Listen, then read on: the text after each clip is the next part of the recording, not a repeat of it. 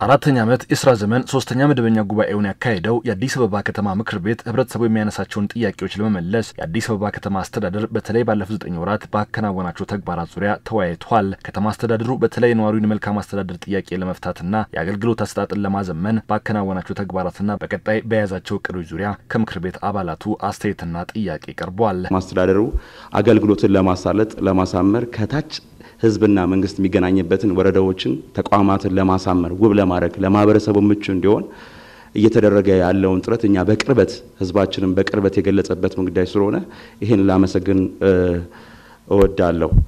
በእኛ ክፍለ ከተማ የተነሳው ጉዳይ እኔን የሚገርመኝ የከተማ አስተዳደሩ እጅግ በጣም በከፍተኛ ደረጃ እንደ ንብ የሚንቀሳቀሱ ሰራተኞች ይዞ ይሄ ሁሉ ውጤት እያመጣ በውስጥ ቢሮዎች አካባቢ ያለው የአገልግሎት አሰጣጥ ግን አሁንም ለምን ችግር ሆነ?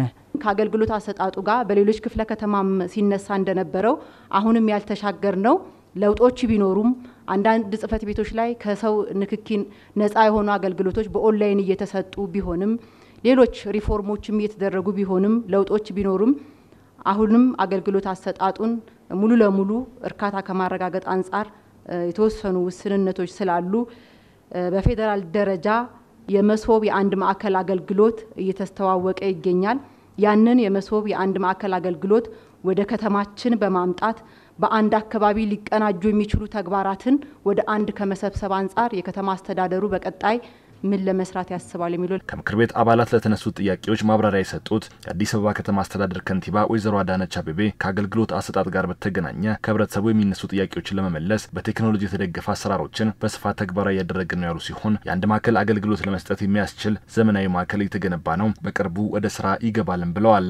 አንደኛ ቴክኖሎጂን ከመጠቀም አንፃር እድሜ ለኮሪደር ልማት ከተማችን ላይ የቴክኖሎጂ መሰረተ ልማት ዝርጋታው ትልቅ ለውጥ አዲስ አበባ ላይ ያመጣል ብለን እንጠብቃለን። ከፊታችን ያለው ጊዜ ህዝቡ ሮሮ የሚያሰማበት የአገልግሎት አሰጣጥና አገልግሎት የማግኘት መብት ትልቅ እምነት የጣልንበት ስራዎች ተጀምረዋል።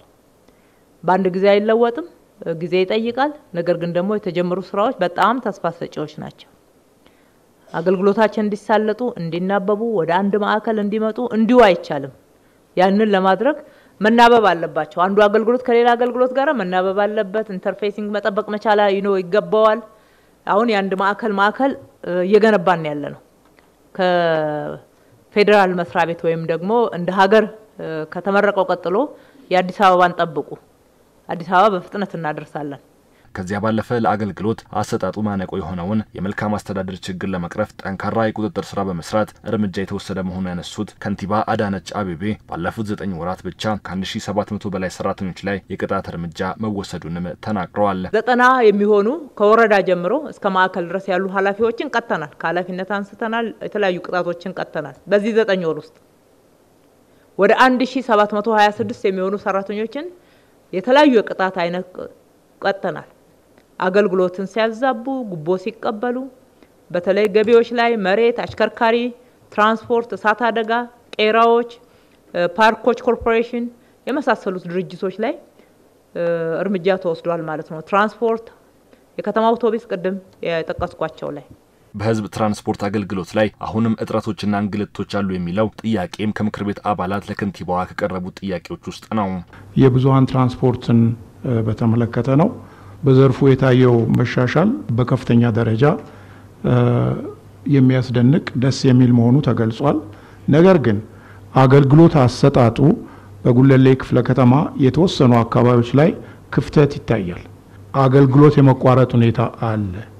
የብዙሃን ትራንስፖርት አገልግሎትን ለማዘመንና ቀልጣፋ ለማድረግ መንግስት በቢሊዮን የሚቆጠር ገንዘብ ድጎማ በማድረግ እየሰራ መሆኑን የገለጹት ከንቲባ አዳነች አቤቤ ዘርፉን ለማዘመንም የተለያዩ ጥረቶች እየተደረጉ ነው ብለዋል። በእነኚህ የከተማ አውቶቡሶች የምንሰጠው አገልግሎት ክፍያ መስሪያ ቤቱንም አያስተዳድርም።